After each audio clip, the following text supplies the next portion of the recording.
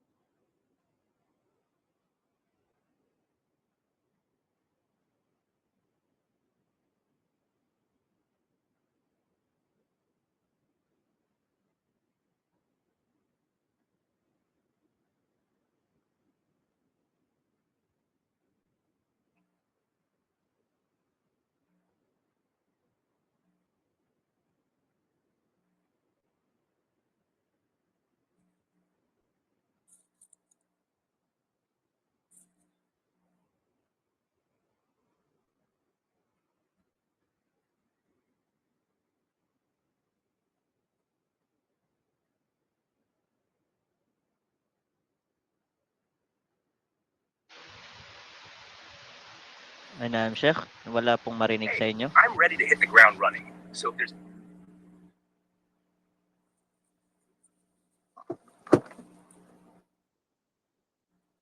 Okay.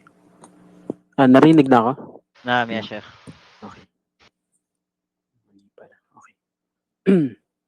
Alhamdulillah Rabbil Alamin wassalatu wassalamu ala Rasulillah wa ala alihi wa sahbihi ajma'in amma ba'd. Assalamualaikum warahmatullahi wabarakatuh.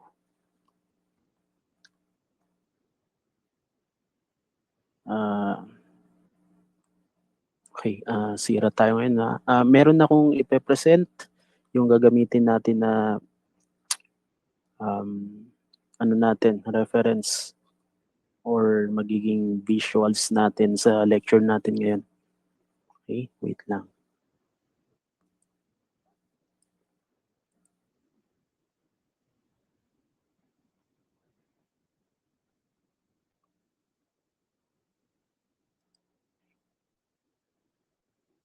Nakikita nyo ba? Naam, Sheikh.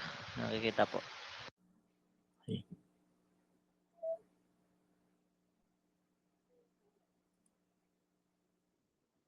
Sabihin nyo lang kung kailangan lakihan. Or okay na yung size.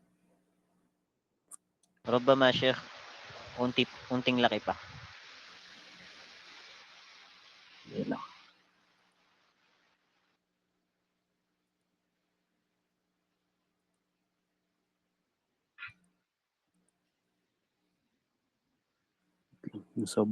Nasobrahan siya.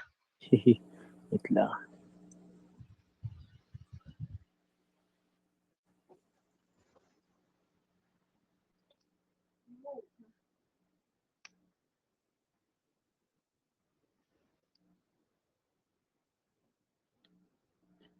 Yan.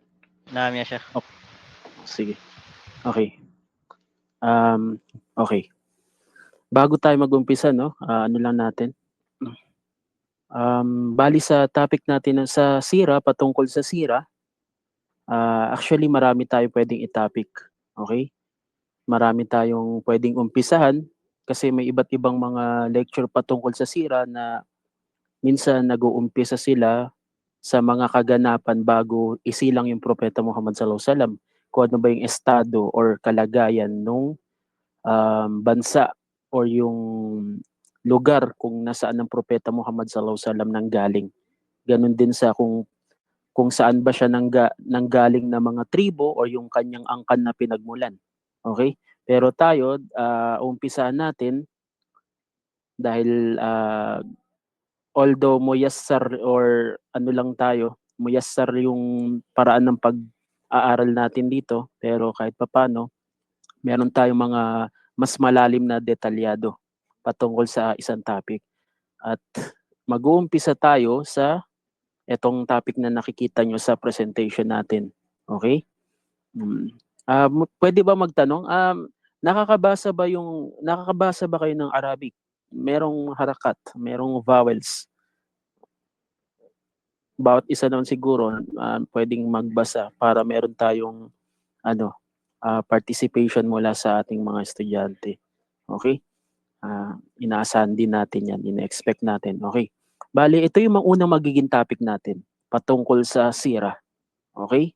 Yung kapanganakan ng Propeta Muhammad sallallahu alaihi wasallam o yung Maulidun Nabiyyi Muhammadin sallallahu alaihi wasallam. Okay? Okay. Actually, itong itong ginawa natin na presentation, natin to, kinompile natin. Ibig sabihin, kinolekta natin, then sinummarize natin. Kaya yung reference nito, yung pinanggalingan nito, yung source nito, ay iba't ibang kitab ng patungkol sa sira. Okay? Kaya malalaman natin, inshallah, kasi nilagay ko naman yung reference kung ano yung specific na kitab na ginamit natin at kung anong page or volume. Okay? Bali, ito na nila. Mukaddima. Siguro, katulad sabi natin, gusto ko mag-participate yung mga natin, mga estudyante. Kaya pwede ba nating basahin na pwede bang mag-volunteer? Mayroon bang pwedeng mag-volunteer para magbasa? Baka sino sa inyo magtaas lang ng virtual hand. Lahat po ay pwede mag-participate. Or Sheikh, baka gusto niya magtawag isa sa kanila. O, sige, pwede. Pwede naman. Kung walang magtataas ng kamay, walang magbo-volunteer, hanap tayo. Kung gusto mo, pwedeng ikaw na lang para baka nahihiya sila. Ikaw na lang kasi ikaw na yung mauna. Ay, No, naam ya okay Sheikh. lang. Oh, Naam. sige. Tafaddal. Ay, اختلاف يا شيخ. Oh. بسم الله. اختلف أهل السيار والتاريخ في يوم وشهر مولد النبي صلى الله عليه وسلم، وهذا له سبب واضح، وهو أنه لم يكن معلوما ما سي ما سي ما سي ما سيبلغه هذا المولود من المنزلة،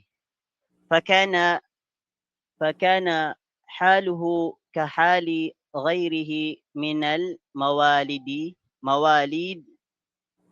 ولذلك لا يستطيع أحد أن يجزي ما بتاريخ ولادته صلى الله عليه وسلم. Mashallah, barakallahu fik. Okay, bali para sa introduction natin, yung mukaddima, baga sinasabi dito na kung ano yung parang mga patungkol sa maaari nating matunghayan sa mga susunod natin na itatalakay patungkol sa kapanganakan ng Propeta Muhammad sallallahu alaihi wasallam. Sabi dito, ikhtalafa ahlus siyar. Ibig sabihin, nag-iba-iba yung opinion. Nagkaroon sila ng khilaf sa kanilang opinion. Nag-iba-iba sila ng pananaw. Sino? Yung mga siyar. Ibig sabihin sila yung mga mga mga tao na sumusulat ng talambuhay. Okay? Sumusulat ng talambuhay. Pati yung mga tarikh, ibig sabihin mga historian. Sila yung mga sumusulat ng history. Bali itong mga tao na ito, regardless na sila ay mga Orientalist o yung mga Westerners at ganun din mga Muslimin, mga Muslim na mga historian or mga siyar, mga sumusulat ng mga biography ng isang tao, lahat ng yung mga yon may iba't iba silang pananaw. Okay? Saan? Fi yawmi syahri maulidin nabiyyi sallallahu alaihi wasallam. Meron silang iba't ibang pananaw, nag hindi sila nagkaisa, ibig sabihin iba-iba yung opinion nila patungkol sa kapanganakan ng Propeta Muhammad sallallahu alaihi wasallam. Okay, malinaw tayo doon? Wabe? Wadih ya Sheikh. Okay.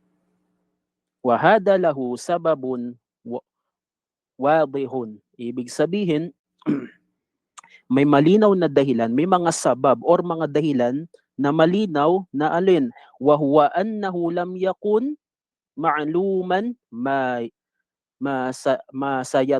sayadluguhu. Ibig sabihin, meron daw mga malinaw na sabab o mga dahilan sa pagkakaroon ng pagkakaiba ng opinyon ng mga historian at ng mga taong sumusulat ng mga talambuhay. May dahilan yun. At ano yung dahilan nun? Wa huwa annahu lam yakun ma'luman. Ibig sabihin, dahil yung pinanganak yung propeta Muhammad sallallahu alaihi wasallam, hindi pa alam kung ano yung magiging antas niya. Ibig sabihin, para mas malinaw, tayo, halimbawa, i-picture out natin sa panahon ng propeta Muhammad sallallahu alaihi wasallam na isisilang siya. Hindi natin malalaman na yung isisilang na yun na bata, na yun pala yung magiging huling sugo ng Allah subhanahu wa ta'ala. Naintindihan? Ibig sabihin, dahil sa hindi natin alam, walang idea yung mga tao sa panahon na yun na isinilang ang propeta Muhammad sallallahu alaihi wasallam, hindi nila alam na yun yung magiging huling propeta. Ibig sabihin, wala sa hinagap nila na magiging mataas yung antas nun, na magiging propeta pala yun. Kaya hindi naging parang hindi naging ano sa kanila, hindi naging mahalaga or importante kung ano yung magiging kapanganakan. Naintindihan? Hindi magiging importante sa kanila kung ano yung magiging kapanganakan, kung kailan ipapanganak. Bakit? Kasi wala silang idea kung yun ba ay magiging propeta o magkakaroon ng mataas na antas. Kaya yan yung dahilan kung bakit yung mga historian, yung mga taong sumusulat ng mga sira, ganun din yung mga maalam sa panahon na yun, wala silang kaalam-alam, hindi nila na hindi nila na note, kumbaga hindi nila na noted, hindi nila nasulat or nalista or natala na yun pala yung magiging kapanganakan ng Propeta Muhammad sallallahu alaihi wasallam. Wala silang idea. Kaya yun yung dahilan kung bakit iba-iba ang opinion ng mga ulama, ng mga tao, mga historian, Muslim man o hindi na mga historian o mga maalam patungkol sa bagay na ito. Okay. Naintindihan? Mafhum ya Sheikh. Okay. Ibig sabihin, matutunghayan natin yung iba't ibang mga pananaw patungkol sa kapanganakan ng Propeta Muhammad sallallahu alaihi wasallam, kung kailan ba siya pinanganak, kung ano yung shahr, ibig sabihin ano yung buwan, kung kailan ba, kung kailan na buwan yung o kaya eksaktong date. Iba-iba yung opinion ng mga ulama patungkol diyan. Okay. Kaya yun, sabi dito, fakana haluhu kahali ghayrihi minal mawalid. Ibig sabihin, walang makakapag ang tawag dito, yung mga tao, mga pinapanganak, iba-iba sila ng magiging kalagayan, iba-iba sila ng magiging hal o mga magiging sitwasyon, yung mga sanggol na ipapanganak, at walang idea yung mga tao na yun na present sa panahon na yun, na yun ba ay magiging propeta o hindi. Okay? Walidhalika la yastati'. Ibig sabihin, walang makakapagsabi ng tiyak sa bawat isa hadun an yajzima sa mga tao, sa mga tawag dito, mga petsa o mga date kung kailan ipapanganak. Okay? Kaya walang makakapagsabi. Ito yung malinaw na dahilan o yung sabab kung bakit iba-iba yung opinyon ng mga ulama. Naalala ko, 'di ba nung nakaraan, may nagtanong nung pagkatapos natin mag-lecture, parang tinanong niya tungkol sa kapanganakan ng Propeta Muhammad sallallahu alaihi wasallam na bakit nag-iba-iba, kumbaga walang eksaktong date, bakit hindi hindi alam. Oh, okay? Bale, ito yung pinakasagot niya. Ito yung pinakasagot niya, ito yung pinakadahilan niya kung bakit iba-iba yung opinion ng mga ulama patungkol sa date ng kapanganakan ng Propeta Muhammad. Kasi wala talagang nakakaalam. Kasi hindi naman nila alam na yun pala yung magiging propeta. Okay? Hmm. Okay. Malinaw na tayo doon. نعم يا شيخ. Okay. Next tayo. Sinong pwedeng magano? Sinong pwedeng magtuloy?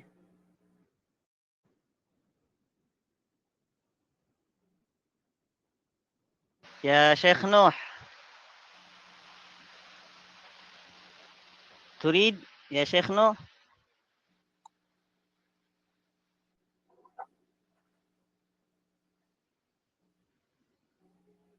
نعم Kung يا sinong شيخ نوح. gusto, kung sinong gusto pwedeng magtaas. Irfa, yadak. Itaas niyo yung kamay niyo, yung virtual hand kapag pwede kung gusto niyo magbasa. Magtaas lang po ng mga kamay.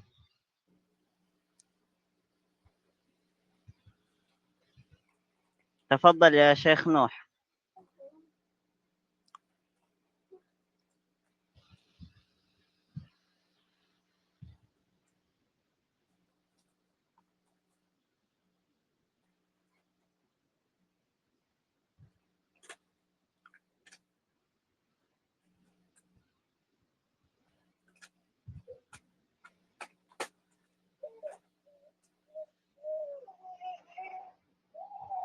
Wala atang may gusto.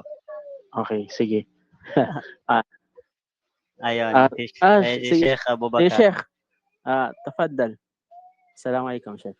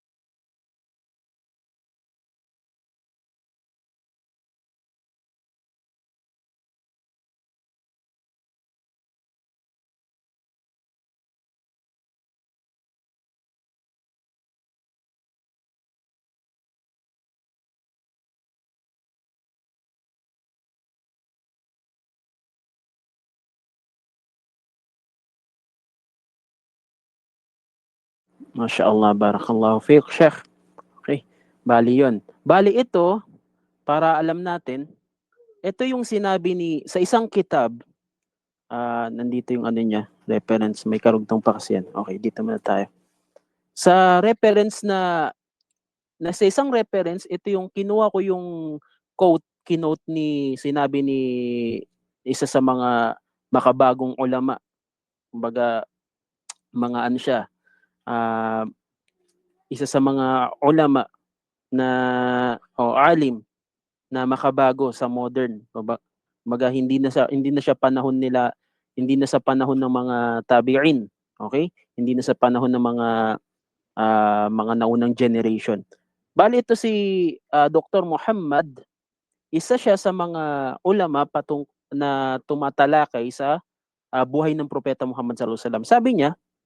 Sabi niya, yung dahilan, marami daw dahilan kung bakit nagkakaroon ng pagkakaiba-iba ng opinion. Okay, katulad sabi natin kanina, kung bakit magkaroon ng iba't ibang mga khilaf yung mga ulama patungkol sa kung kailan ipinanganak yung Propeta Muhammad sallallahu alaihi wasallam. Walang sino man daw na nagkaroon ng parang kaalaman or nagkaroon ng idea, okay, na hindi nila alam, hindi nila inaasahan na aabot pala sa ganung antas or ganung level or ganung mararating yung Propeta Muhammad sallallahu alaihi wasallam. Kaya hindi siya namuhay sa nur o kaya sa pansin ng mga tao mula sa simula nung kanyang pagkabuhay, pagkapanganak, yung Propeta Muhammad sallallahu alaihi wasallam.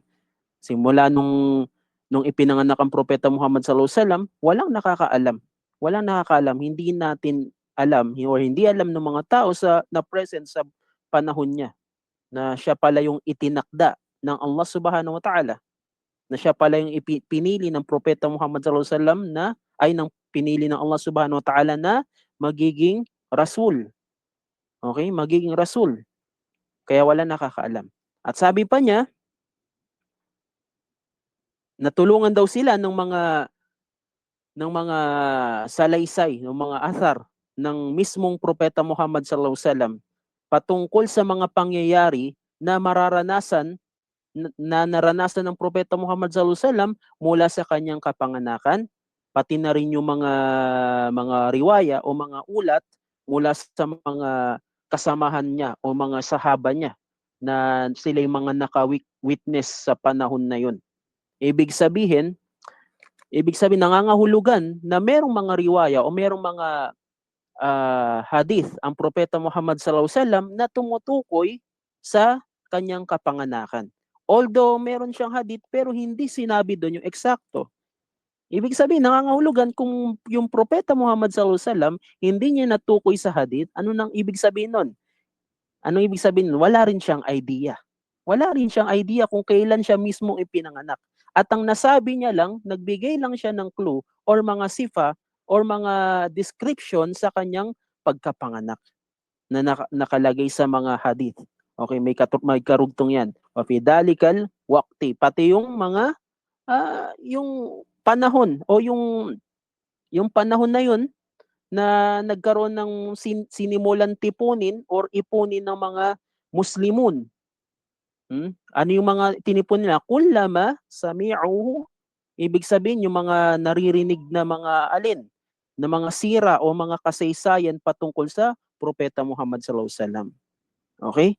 Kaya ibig sabihin, merong mga ibang tao na ito yung pananaw nila, ito yung opinion nila, na present din sila sa panahon ng Propeta Muhammad sallallahu alaihi wasallam, at yung iba naman, ito yung sinasabi nila na panahon o araw ng pagkapanganak ng Propeta Muhammad sallallahu alaihi wasallam, which is taliwas naman sa sinasabi ng iba. Kaya anong resulta? Iba-iba yung pananaw. Iba-iba yung mga naging tawag doon, naging opinion ng mga tao na yun. Yung maging Propeta Muhammad sallallahu alaihi wasallam, hindi nila alam. Yung mga sahaba, hindi nila alam. O yung mga tao na naka-witness sa pagkapanganak sa Propeta Muhammad sallallahu alaihi wasallam, hindi rin nila alam. How much more na tayo na sa panahon natin ngayon. Hindi rin natin alam, wala tayong idea. Magkaganon pa man, maraming iba't ibang opinion ng mga ulama. At ito yung, kung nakikita nyo sa natin, yung pula na yan yung pinanggalingan na kitab or source ng mga nilagay natin dito. Okay? Bali yan yung mukaddima natin. Na at least alam na natin yung dahilan. Hindi na tayo magiging parang anong tawag doon? Yung hindi magiging unlearned patungkol sa bagay na yon na maguguluhan tayo. Bakit kaya iba-iba yung opinion ng mga ulama patungkol sa patungkol sa araw ng kapanganakan ng Propeta Muhammad sallallahu alaihi wasallam? At least alam na natin, may idea na tayo kung ano talaga yung eksaktong dahilan. Okay? Bali ito na yung mga ijma o yung mga tawag doon, mga iba't ibang pinagkaisahan na opinion ng mga ulama. Yung mga ijma. Pag sinabing ijma, ito yung pinagkasunduan. Kumbaga unanimous, nag-agree yung mga ulama na ito yung pinagkaisahan nila na patungkol sa kapanganakan ng Propeta Muhammad sallallahu alaihi wasallam. Okay. Bali, ano bang meron sa bagay na ito? Minal umuri allati waqa'a 'alayha, okay? Ibig sabihin sa mga bagay daw, isa sa mga bagay na mga pinagkasunduan, pinagkasunduan ijma'u fi mas'alatihi, ibig sabihin sa mga tanong o kaya mga issue, mga mas'ala. Kumbaga sa isang issue patungkol saan, ano ba yung issue dito? Yung issue dito o yung pinag-uusapan dito o yung tanong dito, yung kung kailan ipinanganak ang Propeta Muhammad sallallahu alaihi wasallam. Merong ijma daw yung mga ulama na napagkasunduan nila tungkol sa kapanganakan ng Propeta Muhammad sallallahu alaihi wasallam. At huwa wa tahdidus sanati wal yawm. Ibig sabihin, ito daw yung pagtukoy ng sana. Ibig sabihin yung taon at yung yawm. Yung ano ba yung yawm? Yung araw. Ibig sabihin may dalawang klase kung ano yung ijma, kung ano ba yung pinapatungkol ng ijma o yung pinapatungkulan ng pagkakapareho ng opinion ng mga ulama. Unang-una dito, amma sana. Ibig sabihin, patungkol sa taon. Fahiya sanatul fil. Nagkasundo ang mga ulama kung ang pag-uusapan ay patungkol sa taon ng kapanganakan ng Propeta Muhammad sallallahu alaihi wasallam, ijma ang mga ulama, nagkasundo ang mga ulama na ito daw yung taon ng fil. Ano yung taon ng fil? Taon ng elepante. Okay? Sanatul fil. Taon daw ng elepante. Nagkasundo ang mga ulama. At pag sinabing mga ulama na yun yung mga ulama na napapanagigan natin. Sila yung mga ulama na mga authentic na mga ulama na yung mga opinion nila, ijma, yung nagkaroon sila ng pagkakaisa na unanimous agreed upon kung kailan ipinanganak ang Propeta Muhammad sallallahu alaihi wasallam, sa anong taon, sa taon ng fil, sa taon ng elepante, panahon ng elepante. Okay. Anong sabi ni Ibnul Qayyim rahimahullah ta'ala? Wala na bang magbabasa? Para at least ano tayo, no? Baka merong mag-volunteer dyan. Nandito ata yung isang classmate ko, Sheikh. Sige. Sheikh Dapat, Yarjola. Sige, kanina yung Naam. ano ko, PC, walang sounds, kaya nagbukas ako sa cellphone. Aywa okay. Um, Labas. Kala Ibn al-Qayyim, Bismillah, alhamdulillah, sa Rasulillah. Kala Ibn al-Qayyim, rahimahullah, la iktilafa fi annahu sallallahu alaihi wasallam walida bi Makkah wa anna walidatahu kanat bi sanatil al-fil. Okay. Mashallah, barakallahu fik. Okay. Bali, patungkol dito sa mga ulama na tinutukoy natin na nagkaisa sa pagdating sa patungkol sa taon na ipinanganak ang Propeta Muhammad sallallahu alaihi wasallam, na alam natin taon ng elepante, isa si Ibnul Qayyim rahimahullah ta'ala na nagsasabi na ito yung sinabi niya, quote and quoted, sabi niya, la ikhtilaf. Ibig sabihin walang pagkakaiba, walang hindi pagkakasundo. Ibig sabihin unanimous. Pare-pare sila ng opinion patungkol saan, fi annahu sallallahu alaihi wasallam walida bi Makkah, na ang Propeta Muhammad sallallahu alaihi wasallam daw ay ipinanganak sa Makkah. Okay? Kaya walang magsasabi sa mga ulama, although yung iba merong mga maliliit na mga pananaw na sinasabi nila hindi daw sa Makkah, outside Makkah. Okay? Pero yung pinaka circle ng mga ulama na pinapanigan natin, mga authentic na mga ulama, ijma nila na ang Propeta Muhammad sallallahu alaihi wasallam ay ipinanganak sa Makkah. Sa Makkah. Alam natin kung saan yung Makkah. Sa Saudi Arabia yan. Okay? At ano pa? At ang kanyang kapanganakan daw, wa anna wiladatuhu saan? Kanat fi sanatil fil, sa panahon ng elepante. Kaya ibig sabihin, unanimous or ijma ang mga ulama na pinanganak sa Makkah ang Propeta Muhammad sallallahu alaihi wasallam at sa panahon ng elepante. At kabilang pa sa ibang mga ulama. Okay, katulad nito ni okay, hindi na natin para ano. Etong sinabi ni Muhammad ibn Yusuf as-Salihi, as-Salih, na ito si Muhammad bin Yusuf, isa rin siya sa mga tawag dito, mga ulama na nagkaroon ng verdict or nagkaroon ng pananaw patungkol sa bagay na ito. Sinulat niya sa kanyang kitab, ito yung kitab niya kung makikita nyo, okay? Yan yung reference, okay? Na kinote niya doon itong ulama na to, itong alim na ito, mas na-late lang siya sa mga ibang mga ulama. Katulad ni Ibn Ishaq, si Imam Ibn Kathir, na nilagay niya sa kitab niya, kinote niya yung mga sinabi ng mga ulama na yon, katulad ni Ibn Ishaq. Okay? Na sinabi ni Muhammad bin Yusuf rahimahullah ta'ala, na sinabi niya dun sa kitab niya, na sinabi daw ni Ishaq, hiya sanatul fil. Okay? Ganun din si Ibn Kathir. Hada huwa masyhuru inda jumhur. Ibig sabihin ito daw yung kilalang pananaw ng karamihan ng jumhur. At ano yung pananaw na yon? Na ang Propeta Muhammad sallallahu alaihi wasallam pinanganak sa Sanatul Fil, sa taon ng elepante. Galon din si Ibrahim, na binanggit niya rin, si Ibrahim bin Mundir, na sinabi niya ito,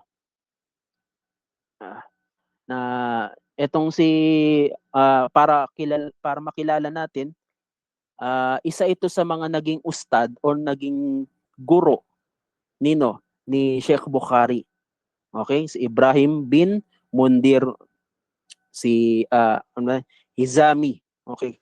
Bali ito, sabi niya rin, hada huwa qaulul ladhi la shakka. Ibig sabihin, ang sinabi na ito, na itong opinion na ito, na walang alinlangan sa mga la shakka, walang pag-aalinlangan, no doubt, fihi indal ulama, walang pag-aalinlangan sa mga ulama. Sabihin, nangangahulugan na lahat ng mga ulama, ijma ng mga ulama na tinutukoy natin dito, yung mga authentic na mga ulama na sinasabi nila sa taon ng elepante. Okay? Sa Bimakka, sa Makkah. Okay. At ganun din yung ibang pang mga ulama, mga kilalang ulama, na ganun din yung idinagdag. Wazada Khalifatu, sino ba? Si Khalifatu Ibn Khayyat, isa rin yan sa mga mga alim sa panahon na yon. Ganun din si Ibn Hazzam, okay? Ganun din si dito nakalagay dito. Ganun din si Jazzar. Si Ibn al-Jawzi, marami pa. Ito, makikita nyo dito. Okay? Si Ibn al-Qayyim, okay? Makikita yan sa aklat or reference na ito. Okay. Okay, next tayo. Pwedeng pakibasa? Bismillah. Okay. Pandali.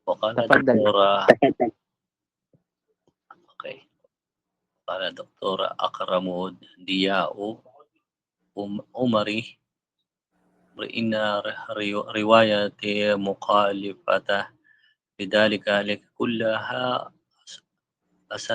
asanadiha da'ifah wa tushiru ila annahu walida ba'da sanatil fil bi ashari sinina aw 23 sanatan aw 40 sanatan, walakin al-jumhur ala annahu walida fi sanatil fil wa yu'ayyidu dhalika ma thabata fi ad-dirasati al-hadithi li ba'di al-muslimina wal mustashriqin min anna sanata al-fil توافق سنة ميلادية أو ميلاديا 571. Okay. Inshallah. Barakallahu fik. Okay. Isa ito sa mga kinote ni Dr. Akramu Diyaul Umari.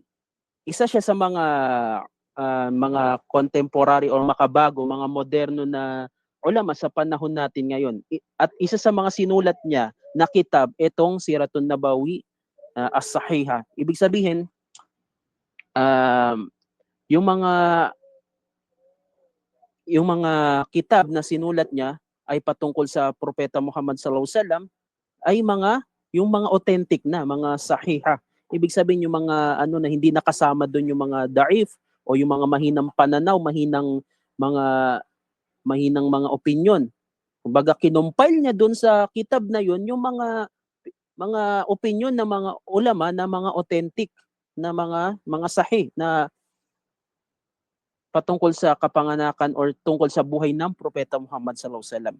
Kung meron akong isa-suggest sa inyo na isa sa mga magagandang kitab patungkol sa Siratun Nabawi na maintindihan nyo at talagang punto por punto na patungkol sa totoong pinakamalakas na mga opinion, ang pinaka-rajin na opinion ng mga ulama patungkol sa kapanganakan ng Propeta Muhammad, ito yung isa-suggest ko.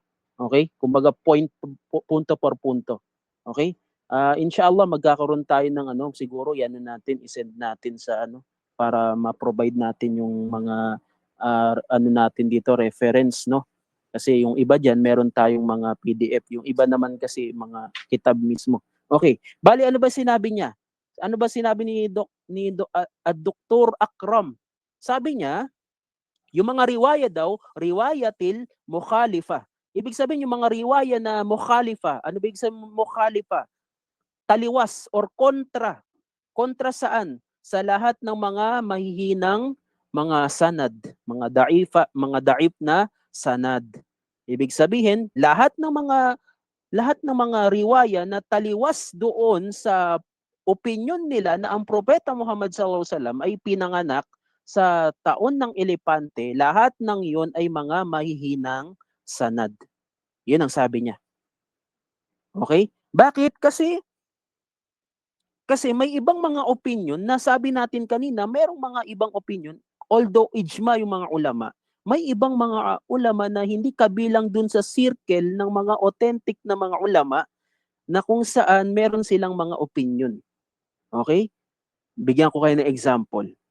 Yung mga Shia, yung mga ibang mga tawag doon, ibang mga sekta, mga ibang firqa, mga ibang grupo or ibang sekta na nauugnay sa Islam, nagkaroon sila ng ibang opinion at ang pinagkukuha nila ay yung mga sanad na kung saan yung mga sanad na yun, sabi dito sa last na sinabi niya, ang pinanggalingan niyan ay mga Muslim at mga mustashriqin. Ibig sabihin yung mga Westerners o yung mga Orientalist. Yung mga Orientalist na mga mga historian na yon, nagkaroon sila ng iba't ibang sanad na taliwas dito. Okay? At syempre, kapag alam natin pag sinabing mustashriqin, kabilang sila sa mga kumakalaban sa Islam. At bakit? Nag-aaral din sila ng Islam pero ang kahanda nila or ang intention nila hindi para sa ipalaganap yung Islam kundi para sirain yung Islam. Naghahanap sila ng butas. Yan yung dahilan nila kung bakit inaaral nila yung buhay ng Propeta Muhammad sallallahu alaihi wasallam. Naghahanap sila ng butas.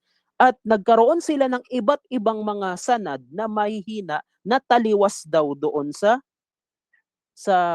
ijma ng mga ulama. Kaya delikado. Kaya ito yung dahilan kung bakit kailangan natin pag-aralan. Kasi baka mamaya may makarating sa inyo na kaalaman patungkol na ang Propeta Muhammad sallallahu alaihi wasallam ay kesyo ganito ganyan, ay isa yan sa mga pakana ng mga Orientalist. Okay? At ganun din yung mga Israeliyat. Mamaya later on malalaman natin yung ibang mga pakana ng mga Israeliyat na sila yung pinagmulan ng mga sanad patungkol sa mga maling impormasyon patungkol sa Propeta Muhammad sallallahu alaihi wasallam. Okay. Then yung pangalawa, yung kanina, yung una, patungkol yun sa taon. Okay? Patungkol sa taon na kung saan ito ay tumutukoy sa sana to feel sa taon ng elepante. Yung pangalawa naman, patungkol naman sa araw kung kailan. Okay? Ibig sabihin, meron ding ijma ang mga ulama patungkol sa kung kailan ba ipinanganak ang Propeta Muhammad sallallahu alaihi wasallam, in what specific day, sa kung anong specific na araw. Okay? At ano 'yon? Fahuwa yaumun ithnain. Ibig sabihin, ito daw yung araw ng Lunes. Okay?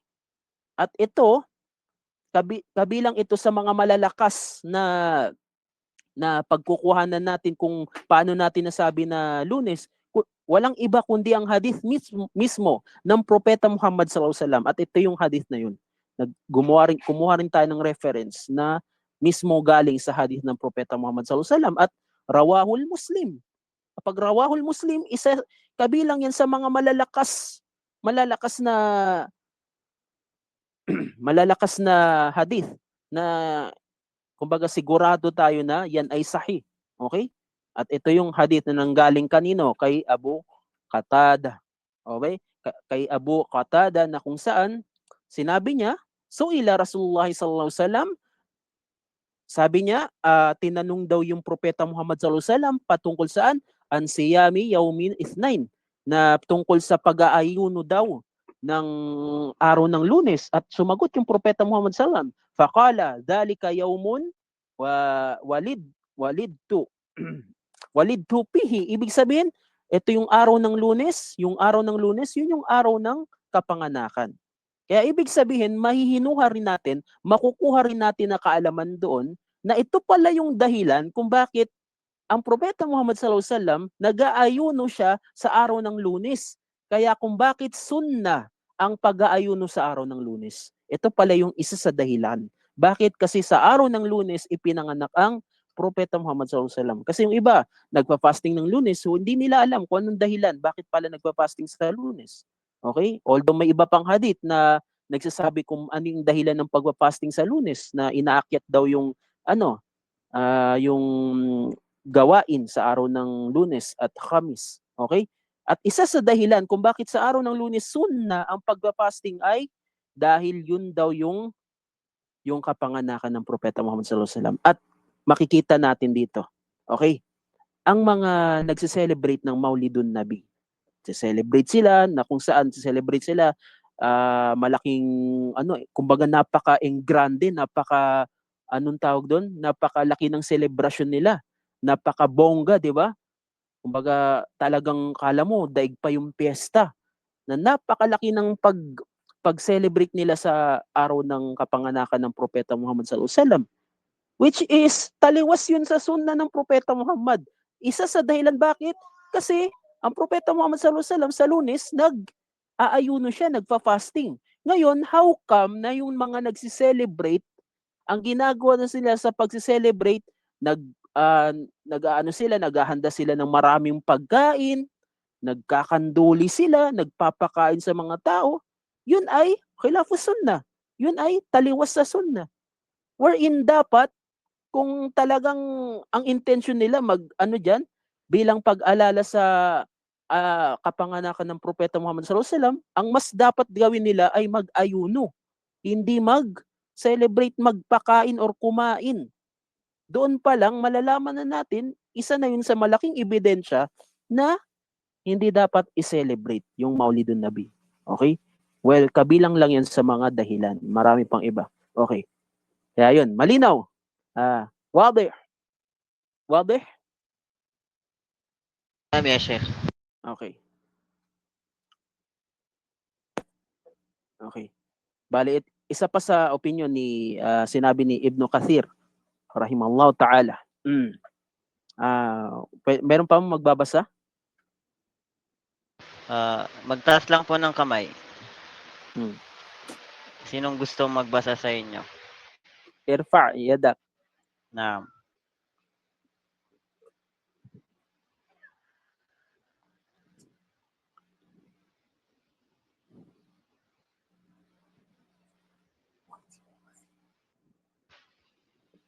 wala na siguro. Parang, yeah. Sige, yung kanina na lang, sino yun? Si Giarno Yola. JR. Ah, Tafadhal. okay, bismillah. قال ابن كثير رحمه الله قال إنه ولد يوم الجمعة 17 ربيع الأول فقد أقطع وهذا ما نقله الحافظ ابن ضياء مما قرأه في كتاب إعلام الورى بالأعلام الهدى لهدي الشيعة ثم بين ابن ضياء ضعفه وهو ضعيف لمخالفته النص. Okay. Barakallahu fik. Okay. Bali isa ito sa rad ni Ibn Kathir. Ibig sabihin, isa ito sa mga pangontra niya. Yung kinounter niya yung mga tao, mga opinion na kumakalat sa panahon na yun, na kung saan may mga nagsasabi, sabi niya, man qala innahu wulida yawmal jum'ah. Ibig sabihin, sa mga tao daw na nagsasabi na ipinanganak daw yung Propeta Muhammad sallallahu alaihi wasallam sa yawmul jum'ah, sa araw ng Biyernes, ng Friday, na which is yun ay sabi'a asyara. Excuse. Yun ay sabi'a asyara Rabi'i awwali. Ibig sabihin, yun daw ay sa tawag dito, sa buwan ng Rabiul Awwal, na ipang 17 ng Rabiul Awwal. Okay? Nang tinutukoy dito, pang 17, di ba? Maraming mga opinion na sinasabi nila ang pinanganak ang Propeta Muhammad sallallahu alaihi wasallam. May nagsasabi pang 12. Yan yung pinaka-jumhur, na kung saan pinakamaraming opinion ay yung pang 12 daw ng Rabiul Awwal, na kung saan yung pinaka-jumhur na yun, malalaman natin later on na yun ay daif. Yun ay mahinang pananaw, na mismong nagsabi si Sheikhul Albani. Mamaya malalaman natin, inshallah. At isa pa sa mga sinasabi na Biyernes daw, which is yung pang 17 ng Rabiul Awwal, lahat ng mga nagsasabi nun, yun ay nagkakamali. Mismong si Ibn Kathir ang nagsabi. At sinabi niya, kinote niya na binanggit ni Al-Hafiz, si Al-Hafid Ibn Dhihya mula sa kitab nung, kung alam niyo tong kitab na to, yung I'lam al-Warabi A'lam al-Huda, na kung saan yun ay mga aklat ng alin? Nabanggit dito, aklat ng ano yun? Shia. Yan. Aklat yan ng Shia. Katulad ng sinabi natin kanina, ang mga Shia, marami silang mga kaalaman patungkol sa reliyong Islam, okay? Particularly patungkol sa Propeta Muhammad sallallahu alaihi wasallam, na mahina ang sanad o kaya talagang kasinungalingan. Mga Israeliyat. Okay, yung iba doon galing sa mga Orientalist, at yan yung kinuha ng mga Shia. Kinompile nila, pinagbuo-buo nila, kaya anong resulta? Taliwas na taliwas talaga sa pananaw ng Ahlus Sunnah wal Jamaa. Okay, yan yung ginawa ng mga Shia. Yan yung ginawa ng mga Shia. Yung kitab na yun galing sa yun ay sa Shia, na kung saan pinaliwanag doon ni Ibn Dhihya na kung bakit mahina or daif. Tumabay na Ibn Dhihyata dahfa, kung bakit mahina daw or daif yung mga sanad na yun o yung mga pananaw na yun patungkol sa pananaw ng mga Shia. Okay? At yung mga nusus, yung mga nas nun, na which is saan galing? Katulad sabi natin kanina, maraming pinanggalingan. Opinion, sariling opinion ng mga tao na hindi natin alam kung sino yung mga nagsabi nun, mga Israeliyat, mga Orientalist, halo-halo na. Kasi dyan magaling yung mga Shia. Dyan magaling mga Shia, yung mga mga kinukuha nilang mga dalil o mga reference nila, mga basis nila ay galing sa kung sino-sinong tao. O kung kani-kanino galing, hindi sa mismong Quran at Sunnah at sa mga opinion ng mga sahaba o mga salafus salih. Okay? At yan yung reference, yung kitab. Okay. Kaya malinaw tayo doon. Pagtungkol Mafhum ya sa Sheikh. ijma. Okay. Sa ijma, ulitin natin, summarize natin, sa ijma, nagkaisa mga ulama na sa panahon ng elepante or taon ng elepante at sa araw ng Lunes. Okay. Bali, ano naman yung mga ikhtilaf o yung mga hindi nila pinagkaisahan o iba-iba yung pananaw? Dito na natin malalaman. Okay. Baka pwede pa? Sino pa yung pwede magbasa? Wala na bang pwedeng ano? Ako na lang ya Sheikh. Sige. Tafaddal.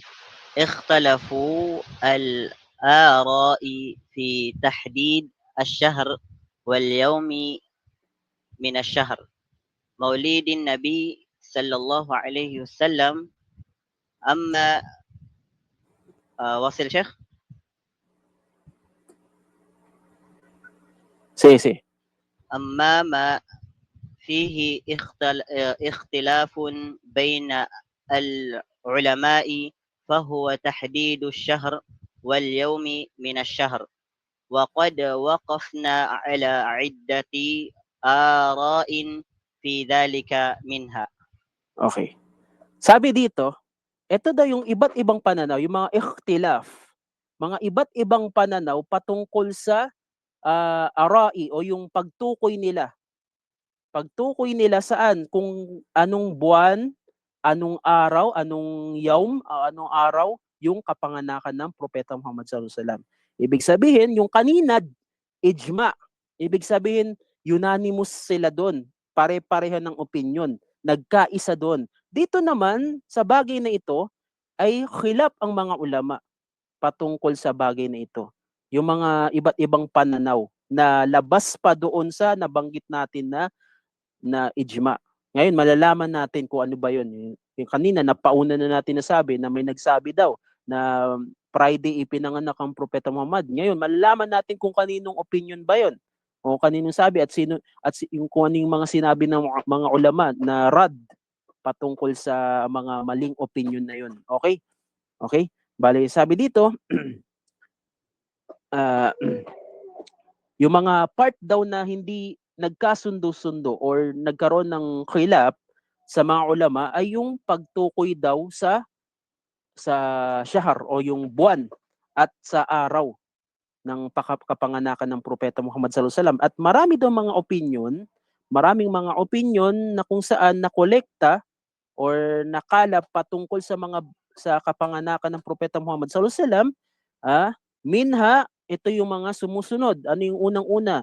Annahu wulida fi thani min Rabi'il Awwal. Ibig sabihin, ang unang-una daw na sinasabi nung ikhtilaf na yon, kabilang sa mga ikhtilaf na yun na sinasabi nila, ipinanganak daw yung Propeta Muhammad sallallahu alaihi wasallam sa ika-thani. Pangalawa, ikalawa. Ikalawa ng Rabiul Awwal. Ibig sabihin sa second day ng Rabiul Awwal, na kung saan yun ay kabilang sa mga ikhtilaf. Anong sabi ni Ibn Kathir? Ito yung sinabi ni Ibn Kathir.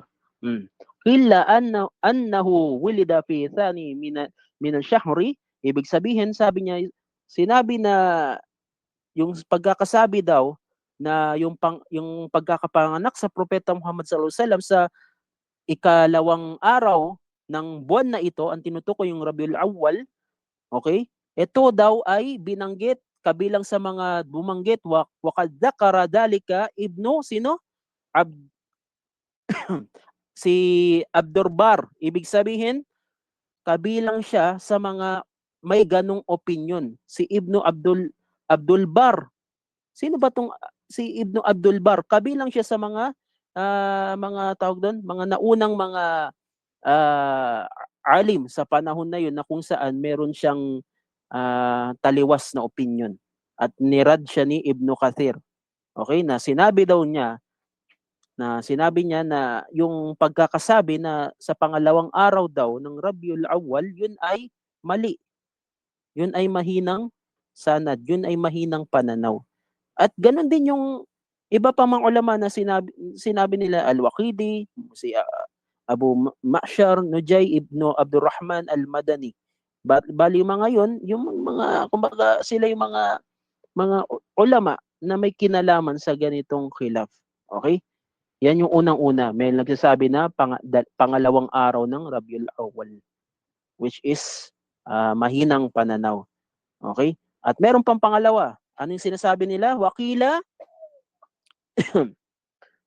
innahu wulida fi Samini.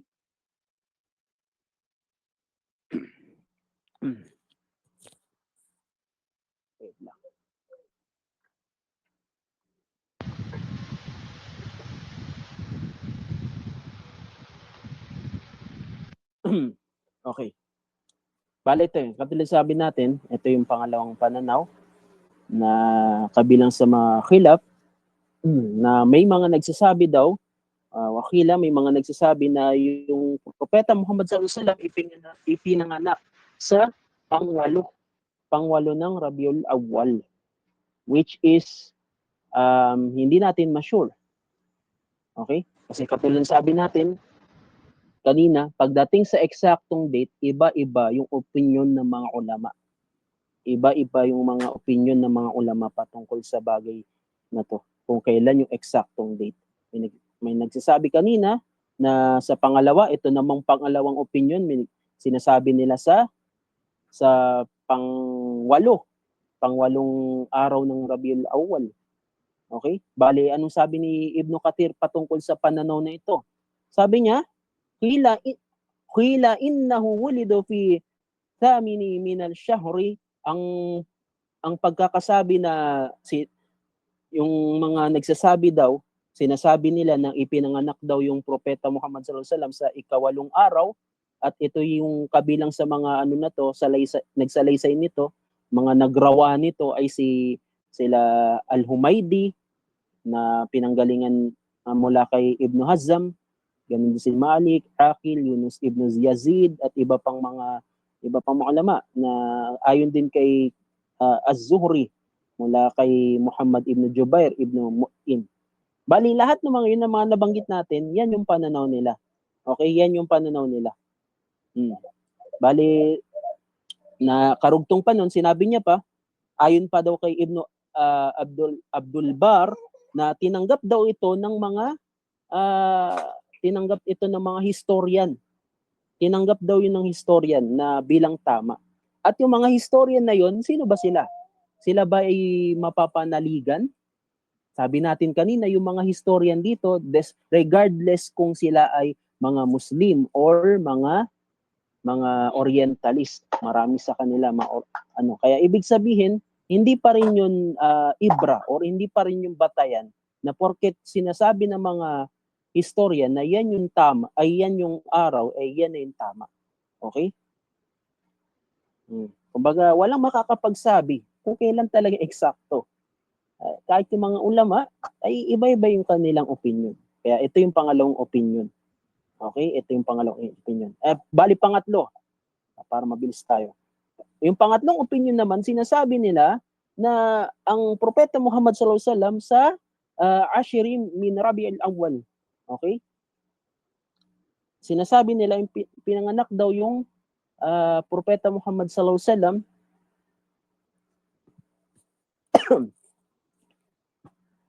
sa ika-10 ng Rabiul Awwal.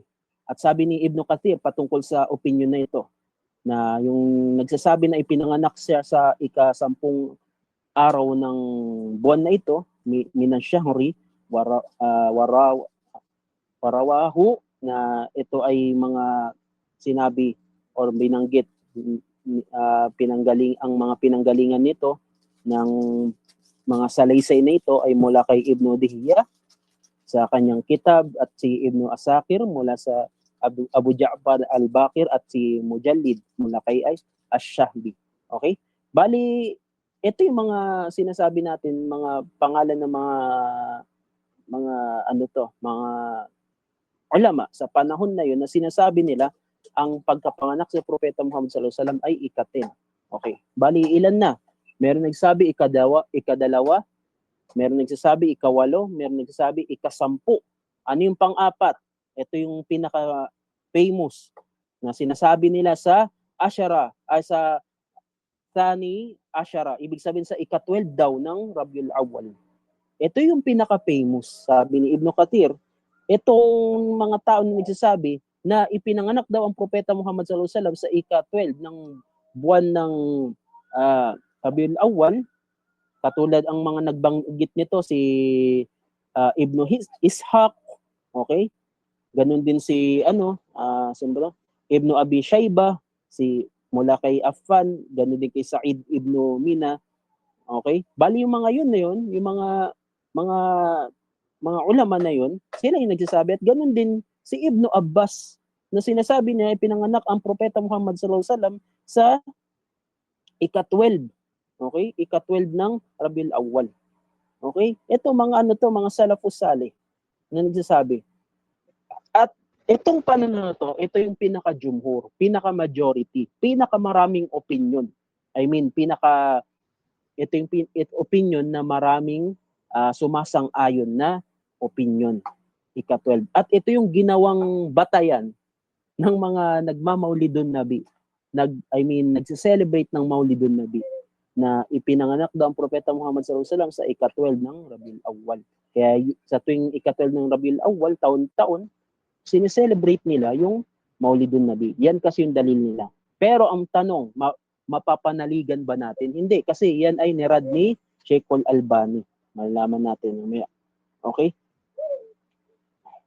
At meron pa nagsasabi, ito, may nagsasabi pa, waqad qila innahu wulida fi Ramadan. May nagsasabi na sa buwan daw ng Ramadan. Meron pa, fi Safar.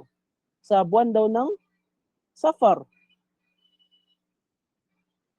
Lahat ng mga nagsasabi na yan, may mga ulama rin na nagsasabi na buwan ng Ramadan, buwan ng Safar, at iba pang mga buwan. Na which is napakalayong opinion na. Napakalayong opinion na. At sabi nung author nung kitab na inan natin, sabi niya, ito yun, medyo mahaba. Sabi niya, yung malakas daw na opinion. Okay? Yung pinaka-raji, o yung, ito yun, sa part na to. Anna arjaha, yung pinaka-raji daw, na ara, o yung pinaka-raji, pinakamalakas na sinabi, na patungkol sa buwan, ay kung kailan ipinanganak ang Propeta Muhammad sallallahu alaihi wasallam, ay sa pagitan daw ng alin. So ito, wait, hanapin natin. Ito, bayna, ito, yan. Kana bayna, sorry, medyo na-short tayo. Ito, yan, kung nakikita niyo. Kana bayna sa pagitan daw ng Thamini Wathani Ashara. Ibig sabihin, mula sa pagitan ng ika-8 pati ika-12. Yan yung pinakamalakas na opinion. Okay? Para dun sa muallif nung kitab na pinagsanggunian natin.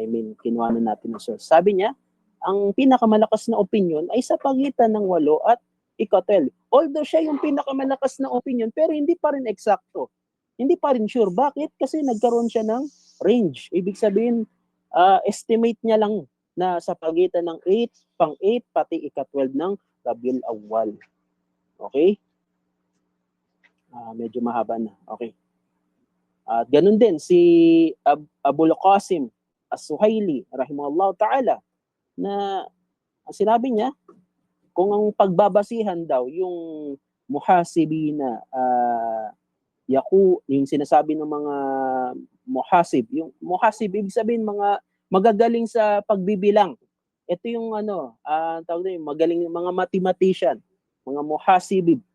Sila yung mga mathematician sa panahon na yun, mga ulama rin sila pagdating sa pagsusukat ng mga date o mga mathematician sila, mga sa pagbibilang. Sinabi nila, ayon daw sa mga muhasib, na sinasabi nilang kapanganakan daw ng Propeta Muhammad sallallahu alaihi wasallam, ay binigyan nila ng eksaktong date. Na kailan? Ito, Abril Abril, ibig sabihin April. April daw, sa April daw. Sa Ishrina minhu, sa ika-20 nung April. April 20 daw. Okay? Yan ay pananaw ni Abul Qasim As-Suhaili, rahimahullah ta'ala. Binigyan niya ng eksaktong date, April 20. Okay? At meron pa nagsasabi, tulad nito, si Al-Ustad Muhammad Al-Qudari, isa yan sa mga sa contemporary na mga ulama, na sinasabi niya, ang ano daw, ito, innal alim al-Misriya, sa ano daw, sa Egypt, yung mga ulama sa Egypt, na ang pangalan niya si Mahmud Basha, na sinasabi niya na para makilala natin itong si Mahmud Basha, alladhi ajada fi ilmi falak. Ibig sabihin, siya ay kabilang sa mga scientists na expert sa kaalaman ng astronomy, o kaya sa ang tawag doon, geography, okay? Ganon din sa hisab. Ano ba yung hisab? Yung mathematics, yung kumbaga ulama siya, okay? Na galing siyang Egypt, sa Misr. Bali, ang sinasabi niya, kumbaga kinompute niya, yun ang pinakasama rin yun, kinompute niya na tumutugma daw or nagmamatch doon sa April 20 na sinabi. At anong taon? Binagbigay rin ng eksaktong taon. April 20, ito yun. Okay. And April 20, anong taon? Ito yung taon. 571. Okay, para sa na nakikita niyo siguro. Ibig sabihin, ang pananaw niya, yung eksaktong date, April 20, 571, na ang dito, CE. Ano ibig sabihin CE? Ito yung common era, kung tawagin. Okay? Common era, kung tawagin. Pero sa ang tawag doon, sa Arabic, ito yung tinatawag na yung milada. Okay? Yung milada. Kaya ang niya dito, nakalagay ito, milada. Ibig sabihin, yung pagkakapanganak. Bali, ang pagkakapanganak doon, para alam natin, kasi baka malito tayo. Ang milada, ang tinutukoy dito na pagkakapanganak ni Isa alayhi salam. Yan ang tinutukoy. Hindi pagkakapanganak ng Propeta Muhammad sallallahu alaihi wasallam. Yan yung binigyan na batayan ng mga gumagamit ng Gregorian calendar. Kasi ito, Gregorian calendar to yung April, di ba? Gregorian calendar. Nang batayan nila yung milada o yung pagkakapanganak ni Isa alayhi salam. Kaya kung sa English, ang ang nakalagay diyan, CE o yung common era. Ibig sabihin, tumutukoy yan sa minsan nilalagay yan, AD naman ang nakalagay. AD, ng ibig sabihin ng Anno Domini, after ng pagkakapanganak kay Isa alayhi salam, kay Jesus Christ. 'Di ba? Kung baka alam niyo, 'di ba meron dong BC, meron ding AD. Yung BC na 'yun, before Christ, before ipanganak yung si Isa. Meron naman AD, after ng pagkakapanganak kay Isa. Yan yung basihan nila. Balik kinompute nung ulama na 'yon na mathematician at tumugma daw, nagmatch daw doon. Saan? Sa April. Okay. Kailangan natin i-clarify dito ito. Sinasabi nila yung AD after death daw, which is, kung titignan natin, yun ay mali. Okay? Maraming nakakaalam, maraming nagkaroon ng maling akala ng AD, ibig sabihin after death of Christ, which is yun ay mali. Pero ang tinutukoy dito yung after ng pagkakapanganak. Okay? Kailangan malinaw. Kasi Anno Domini ang ibig sabihin niyan, na tumutukoy sa Greek at sa Latin, ang tinutukoy diyan yung pagkabuhay o pagkapanganak ni Isa alayhi salam. Okay? At least alam natin. Yung sinasabi na after death, ibig sabihin daw ng AD is after death, maling impormasyon po yun. Which is kumalat na akala natin yun yung tama. Okay? Pero kung i-research nyo pa ng mas malalim, mali po yung after death. Okay? Ano lang. Okay. Bale, yun yung sinabi nung taga Misir na ulama na sinasabi nila ang pagkapanganak doon sa Propeta Muhammad sallallahu alaihi wasallam ay April 20, 571 after pagkapanganak kay Isa alayhi salam, which is yan yung ano nila, basihan sa Gregorian calendar. Ngayon tanong, bakit walang hijra? Siyempre, ang point of reference ng hijra is yung pag-evacuate or pag-hijra ng Propeta Muhammad sallallahu alaihi wasallam. Yung pag-hijra, saka lang yan dumating of course, nung ipinanganak yung Propeta Muhammad. Pero ang pinag-uusapan dito ay panahon na hindi pa pinapanganak yung Propeta Muhammad or yung panahon na ipapanganak pa lang siya. Ibig sabihin, hindi pa naganap yung hijra. Okay? Kaya kung bibigyan natin ng reference sa hijra, before hijra. Okay? Qabla al-hijra. Hindi siya mabibigyan ng talagang specific na date sa hijra kasi wala pang hijra na naganap. Kasi hindi pa pinanganak ang Propeta Muhammad. Kaya yung mga ulama, ito yung madalas nila ibigay na petsa or date. Gregorian calendar yung ginagamit nila or nagiging basihan nila. Okay? Naintindihan? Meron kayong tanong? At least nalaman natin mga ikhtilaf, mga iba't ibang pananaw. At para hindi na tayo magtaka na bakit ganun mga ulama sinasabi nila ganitong araw, ganito Iba-iba yung mga opinion at pinakita lang natin, in-explain natin with adilla or mga reference na nakita naman natin dito kung sa mga kitab, yung iba't ibang pananaw ng mga ulama para hindi na tayo magtaka kung bakit iba-iba yung pananaw. Kasi tignan nyo, yung mga taong nagse-celebrate ng kapanganakan ng Propeta Muhammad sallallahu alaihi wasallam, napaka-unfair, 'di ba? Actually, napaka-unfair. Bakit? Kasi yung sineselebrate pala nila na kapanganakan kuno ng Propeta Muhammad sallallahu alaihi wasallam ay hindi sigurado. Hindi sigurado.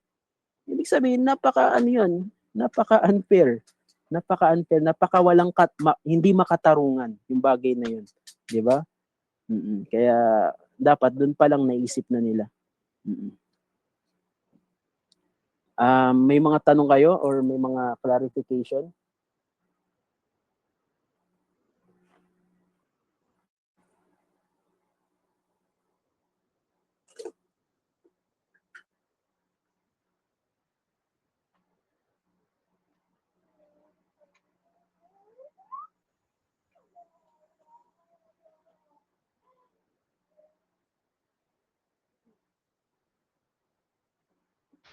Siguro Sheikh is malinaw sa kanila. Wala na? Wala ka talaga kayong tanong? Okay. Kung ganun, anong maganda?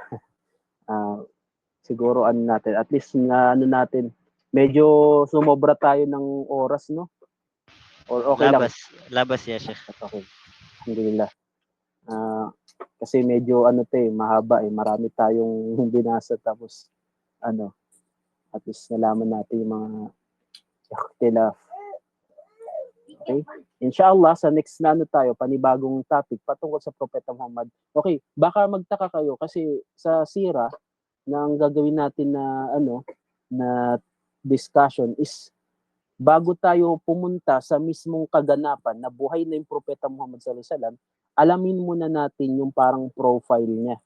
Kaya katulad nito, una nating inalam kung kailan siya ipinanganak. Okay?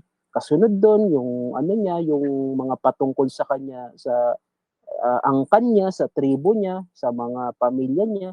Okay, malalaman din natin 'yan. Bago tayo pumunta doon sa specific na kaganapan na buhay na yung Propeta Muhammad sallallahu alaihi wasallam, kailangan malaman muna natin yung short background ng Propeta Muhammad sallallahu alaihi wasallam. Okay? Kaya yun yung magiging takbo ng ating pagtatalakay. Well, patungkol dito sa sa topic na to na Maulidun Nabi sallallahu alaihi wasallam, kung kailan siya ipinanganak, yung kapanganakan niya, medyo naging malalim lang tayo sa sa pagdi-discuss na sinakop natin yung iba't ibang pananaw ng mga ulama. Bakit? Kasi napakahalagang usapin din ito. Kasi para tulad nung nakaraan, may nagtanong, bakit iba-iba yung pananaw ng mga ulama or hindi alam yung eksaktong pagkapanganak, at least alam na natin. At kasi may kinalaman din yan patungkol sa para malaman natin kung bakit hindi dapat i-celebrate yung Maulidun Nabi. Okay? Kumbaga may kinalaman yun. Kaya napakalagang usapin pa rin kahit papano. Kaya yun yung dahilan kung bakit medyo naging malalim tayo sa part na ito. Pero inshallah sa mga susunod na talakayin natin is mga pure muyassar lang talaga. Mga magaan lang para sa atin. Okay? Talagang basic lang kasi siguro yung iba medyo maintindihan natin, baka mahirap intindihin para sa iba, no? Nahihiya lang magsabi, pero yun nga, kumbaga kailangan na tayo doon, empathize, kumbaga ilagay na natin yung sitwasyon natin sa kanila. Kaya baka ganun. Kumbaga pinda-pinda. Anong tawag doon? Yung ilagay natin yung sitwasyon natin sa sitwasyon nila. Makianin lang tayo. Makiramdam. Parang ganun. Okay. Bali, yun lang. Kung wala na kayong tanong, siguro dito na natin tapusin. Naktafi bihadal qadar. Wassalamualaikum warahmatullahi wabarakatuh. Waalaikumsalam warahmatullahi wabarakatuh. Subhanallah wa alhamdulillah. Isa na namang malalim at malawak na kaalaman ng naibahagi sa atin ng ating tagapagsalita na si Sheikh Irsahad Ismail. At jazakallahu khairan ya Sheikhana al-Fadil sa iyong kaalaman na naibahagi sa amin. Mashallah. At maraming salamat din po sa mga nakibahagi ngayong gabi. Maraming salamat po sa inyo. At bago po tayo maghihiwalay-hiwalay, Sheikhana al-Fadil, ay nais po naming hilingin sa inyo na pangunahan po kami sa Kafaratul Majlis.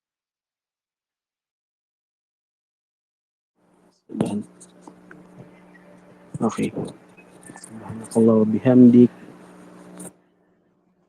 Asyhadu an la ilaha illallah wa asyhadu anna Muhammad.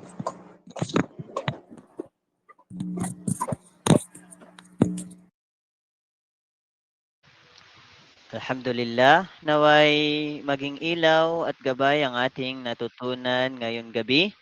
Hindi sapat ang kaalaman kung hindi ito isa sa buhay. Gamitin natin ito upang lalo tayong mapalapit kay Allah Subhanahu wa Ta'ala. Hanggang sa muli mga kapatid sa pananampalatayang Islam. Wassalamualaikum warahmatullahi